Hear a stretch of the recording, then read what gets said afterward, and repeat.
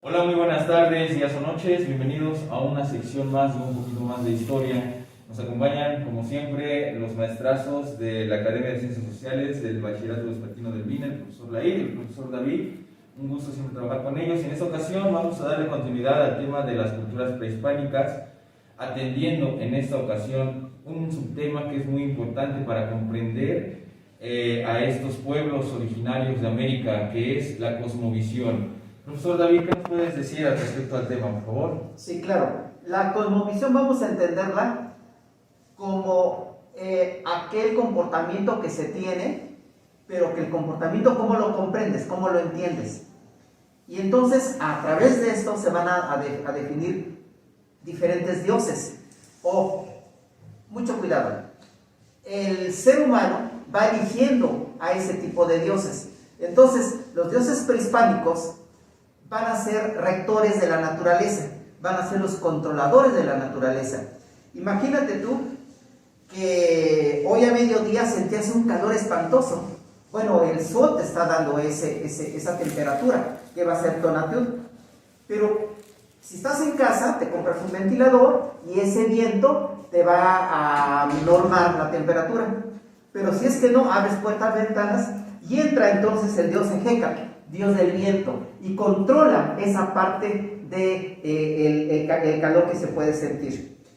Pero por otro lado, también necesitamos comer, y tiene que haber una diosa, dios de la fertilidad, que va a ser Coatlicue. Aparte de esto, de la fertilidad, se necesita el agua. El agua es vital, eso es definitivo. No hay cultura alguna que no tenga o esté asentada cerca del agua. Entonces tenemos a Tlaloc como el proveedor, aquel que genera el agua. Pero ya tienes la vida, tienes la producción, pero tienes que mover ahora a toda una población. Los mochtecas van a ser los encargados de llevar productos a diferentes señoríos, y todos los mochtecas tienen un dios, un cuidador. Aunque cuidado, los mochtecas no solo están moviendo los productos, también vigilan, también llevan informes, también van viendo entradas, salidas, ejércitos, movimiento de gente. Y va a ser Yacatecutli. Ahora, pero todo ejército tiene a quien encomendarse. Los españoles, por ejemplo, al señor Santiago. Aquí los mexicas estaban en Huitzilopochtli, pero Huitzilopochtli, cuando nace Huitzilopochtli, ya trae con él una saeta, que es una serpiente que lanza fuego, que destruye. Así me viene a la mente Zeus. Entonces está Xicoatl va a ser esa diosa que viene acompañando a Huitzilopochtli. Pero también, como toda cultura, tenemos dioses creadores del universo, dioses creadores del todo, y va a ser Ometeotl, pero Ometeotl le va a dar función a dos, a Ometecutli y a Omeciahuac. Ustedes pueden ya empezar a buscar esos nombres para que vean sus funciones. Solo que cuidado, muchas veces no solo tienen esa función, tienen otras más. Por último, va a haber también dioses de la creación. Fíjense de dónde vamos. Desde cómo te vas comportando en una temperatura, cómo vas moviendo gente y ahora cómo fuiste creado. Y entonces los dioses de la creación va a ser Tonatecutli y Tonasiahuac, que van a ser los señores de la creación. Bien, con esto yo los quiero invitar, de verdad, a que vean la leyenda de Tezcatlipoca. Repito, vean la leyenda de Tezcatlipoca. Bien, eso sería en grandes rasgos el comportamiento de los dioses, que va generando una forma de pensar, lo que se le conoce como una cosmovisión.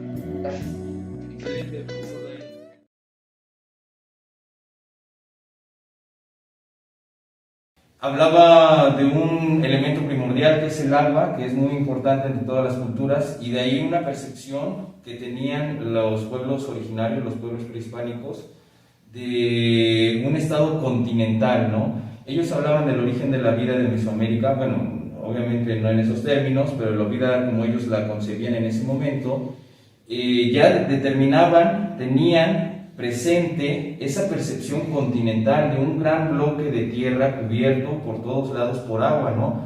Que es la Anahuaca o el Anáhuac, que se conocía como esta parte de la tierra. Pero bueno, vamos a continuar ahora con el profesor Lair. ¿Qué nos puedes platicar, profesor Lair, respecto a este tema? Bueno, en esta parte hay en últimas fechas se ha hablado mucho de un descubrimiento que es el Huehuetzopantli. Huehuetzopantli es una construcción formada por cráneos apilados de forma horizontal y vertical. Originalmente se pensaba, o en las creencias más básicas, es que era un monumento estrictamente de los aztecas, pero sabemos que otras culturas, incluso en tiempos distintos, porque los aztecas pertenecen al posclásico, los mayas también tenían un Huehuetzopantli, y básicamente es uno de los elementos representativos dentro de la cosmovisión religiosa de la Anáhuac, como dice bien el maestro Daniel. Y en esa construcción también habría que rescatar, en este caso en el Huehuetzopantli, a lo que es el águila devorando a la serpiente, que también pensamos que, igual que el Huehuetzopantli al principio, era un elemento nada más de los aztecas o de la parte del altiplano central, y no, es un elemento religioso que se presenta en muchos grupos, desde incluso los olmecas, los toltecas y también los aztecas y los mayas. Entonces vemos una serie de elementos que la cosmovisión religiosa se ha centrado mucho solamente en los aztecas, y realmente son parte de una cosmovisión general de, como dice bien, lo repitiendo el maestro Daniel, de la Anáhuac. Ahora, en el caso de Huehuetzopantli, estos cráneos apilados eran el producto de, por ejemplo, las guerras floridas, que era una guerra de carácter más religioso. Tenemos los sacrificios humanos por el bienestar de lo que era la manutención del universo y la alimentación del sol, y para lograr llegar a la siguiente era que ellos tenían, así como nosotros contamos los siglos, pues ellos las eras. Entonces, en este caso, la parte importante del Huehuetzopantli es básicamente que hoy se ha enriquecido más la idea que tenía la cosmovisión indígena, y hoy también sabemos que había animales, porque bueno, había restos de caballos, de niños, y esto obviamente ha abierto otros debates. Pero básicamente nos centramos en entender que la cosmovisión religiosa implicaba eso. También, claro, están los sacrificios de los que se llaman humanos, pero en este aspecto lo que queremos puntualizar es que básicamente es una concepción religiosa muy distinta a la que hoy tenemos. Y decir que son sacrificios religiosos, así como tal, pensándolos y tal vez calificándolos como deshumanizados, pues no quedaría. Yo citaría el ejemplo. Antes se pensaba que las pirámides de Egipto habían sido construidas por esclavos, y hoy sabemos que no, que lo hizo gente libre, pero que tenía una gran convicción religiosa y que estaba trabajando para una concepción exactamente de un nivel religioso que hoy, por nuestra condición un poco más materialista, pues no podemos contemplar. Y eso mismo pasaba en el periodo de los aztecas, ¿no? La percepción religiosa de Huehuetzopantli nos permite saber que la cosmovisión no era una cosmovisión de pueblos, sino más de una región, y que ese comportamiento de aspectos como el Huehuetzopantli, de aspectos como el águila devorando a la serpiente, ¿sí?, y de los dioses, básicamente representa ya una cosmovisión indígena bien formada. Cierro con lo último, decía el maestro David, ¿no? Me recuerda mucho a Odín, pues también nos recuerda a Thor. O sea, siempre el Dios Supremo tiene como el poder, ¿no? Y es una triada. Igual pasa en el caso de los aztecas, ¿no? Y en otras culturas. Es decir, siempre la cosmovisión religiosa tiene muchas cuestiones muy comunes que nos hacen obviamente pensar que el pensamiento estaba más desarrollado de lo que hoy nuestras ideas prejuiciosas nos han mostrado, ¿no? Bien, profesor Lair, excelente. Y efectivamente es esa mirada de cómo vemos todavía, como lo han denominado muchos autores, al otro, ¿no? Cuando llegan los europeos y se encuentran con estos pueblos en taparrabos, con las mujeres con los senos de fuera, los perciben como personas no civilizadas, ¿no? Como salvajes, prácticamente. cuando el tipo de pensamiento estaba en un tipo de pensamiento superior, ¿no?, a lo que en Europa se estaba viendo en aquel momento, sobre todo a los europeos que llegaron aquí al continente americano en ese proceso de conquista. Es la mirada hacia el otro. Eso es muy importante determinarlo porque es algo que se ha creado dentro de nuestra percepción, dentro de nuestra cultura prácticamente, que hoy se está redescubriendo, y es el propósito de seguir estudiando y seguir enseñando estos temas, reivindicar el conocimiento de estos pueblos originarios, sobre todo de estas culturas prehispánicas. Y bueno, retomando el tema y los comentarios que están aportando aquí los compañeros, que son bien interesantes y bien importantes, es así como surge el mito, a partir de esta observación, de los sentidos, como ellos van tratando de darle una forma a la realidad, tratar de dar una percepción que sus estructuras mentales vayan comprendiendo para que ellos puedan tener de cierta manera un orden que poco a poco va a darle forma a una estructura social.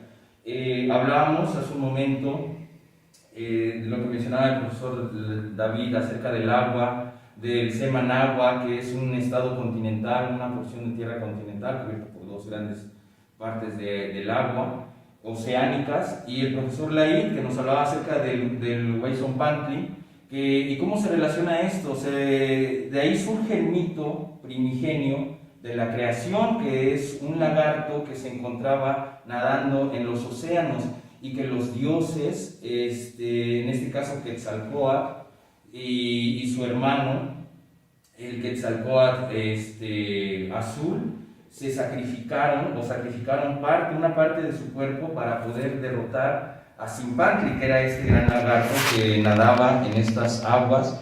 Y es a partir de ese sacrificio que ellos hacen que surge este orden, que es en donde van a poder darle creación o forma, mejor dicho, a su creación, que son los humanos, que es en donde van a ellos poder habitar en este cuerpo ya mutilado de este ser, de este monstruo que es como un lagarto, que se llamaba Zimpantli, ¿no?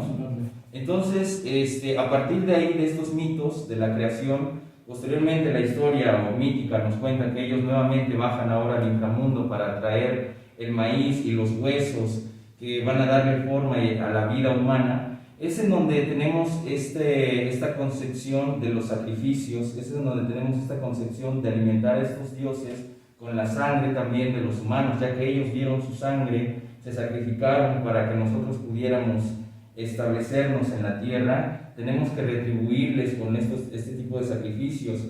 Y bueno, eso es en ese sentido del mito.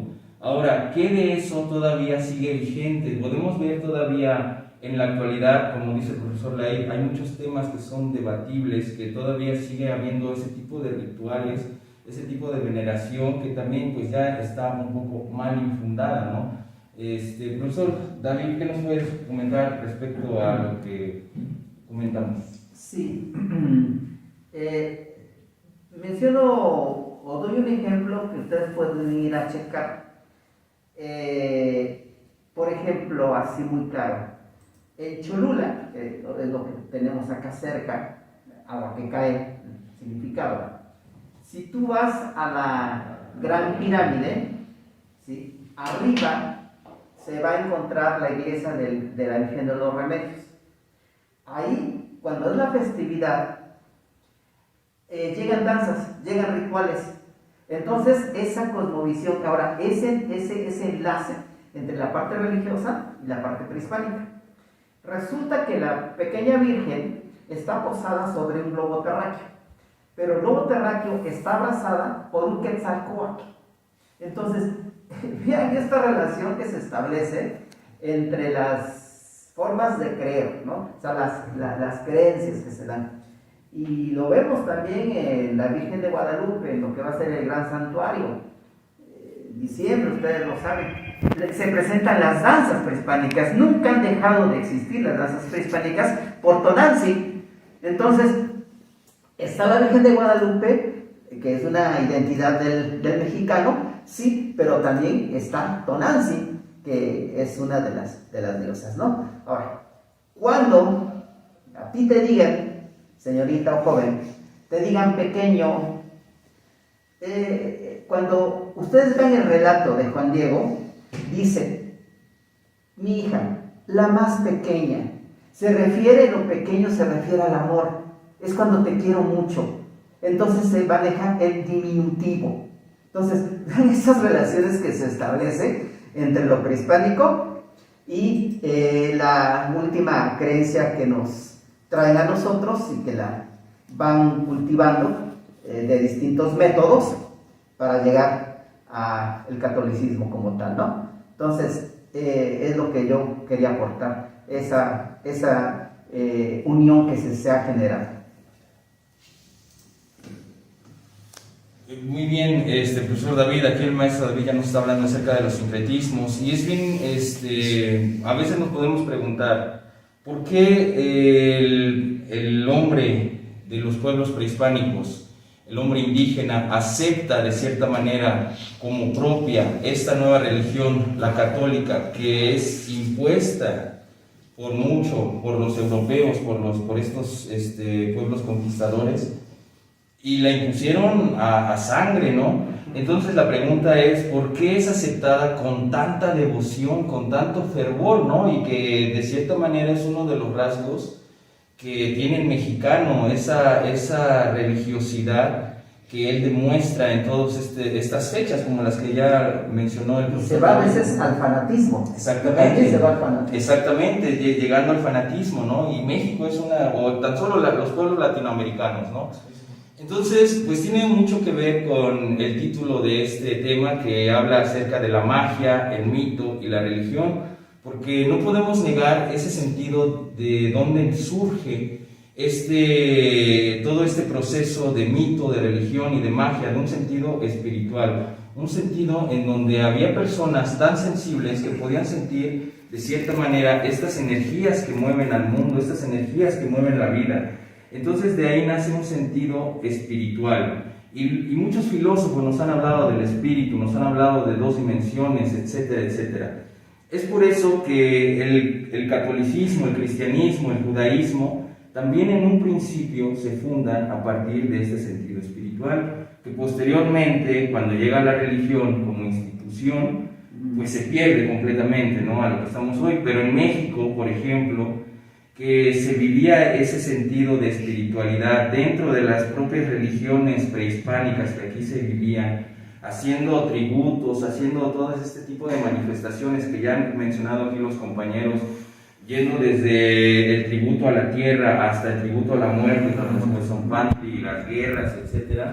Es por eso que estas personas se encuentran en el catolicismo, de cierta manera, este sentido de espiritualidad, y es por eso que lo siguen aclamando y llevando a cabo con tanto fervor, a tal grado de que se parece llegar en un momento al fanatismo. Profesor Lair, para cerrar. Bueno, para cerrar básicamente pues diría que la parte importante acá es exactamente que fue un choque que terminó generando el sincretismo, que es una mezcla entre creencias religiosas. Claramente pues está, como decía el maestro del templo de la Virgen de Guadalupe, donde estaba Tonantzin anteriormente, incluso la fecha, ¿no?, es la misma, ¿no? Y ese sentido de que pues básicamente hay una mezcla, lo vemos en muchas festividades religiosas en los diferentes municipios en Semana Santa, pero que exactamente siempre están acompañadas de un santo y básicamente muestran una dualidad de cielo e infierno, ¿no?, demonios que tratan de salvar al hombre, y eso es algo que sí en parte se perdió rápidamente, ya para cerrar, porque la cosmovisión indígena no habla estrictamente de un infierno. Tomando el Mictlán o Xibalbá, pues no eran infiernos, realmente eran como lugares de reposo, y eso es una de las cosas que había que revalorizar, porque al menos en las religiones judío-cristianas, la más pues el catolicismo y el judaísmo, sí hay una comparación de infierno y cielo, ¿no? Y no así en estas. También yo diría algo que está muy, muy metido de ese sincretismo, pero que es netamente de la religión indígena, son las limpias. ¿Quién no ha recorrido una limpia de huevo, no? Así de sencillo. Saber cómo esas cosas se mantienen y en el imaginario cotidiano es de las cosas que no debería de perderse, ¿no? Entonces, yo cerraría con, hay que meternos más a buscar parte de esas creencias sincretistas que tenemos y rescatarlas. porque básicamente pues, nosotros, por más que lo queramos o no aceptar, siempre seremos descendientes de sus pueblos, ¿no? Y lo más rico que tenemos, parte, no es lo material, es la historia que nos precede, ¿no? Es cuanto. Muchas gracias, profesor Ley. Y pues ese era uno de los objetivos, establecer la importancia de este conocimiento prehispánico, que todavía mucho de él sigue vigente, rescatarlo. Y dentro de, ahorita que hablamos del mito, la religión, la magia, pues va implícita un cuadro de filosofía para establecer un buen vivir, un buen comportarse con el prójimo, con el hermano y con el otro, ¿no? Y bueno, es contradictorio mencionar que esta filosofía, que esta cosmovisión fue la que llevó a los pueblos hispánicos, sobre todo a los mexicas, a ser derrotados por los europeos de cierta manera, por su entendimiento que tenían con el mundo en aquel momento. Pues, muchas gracias.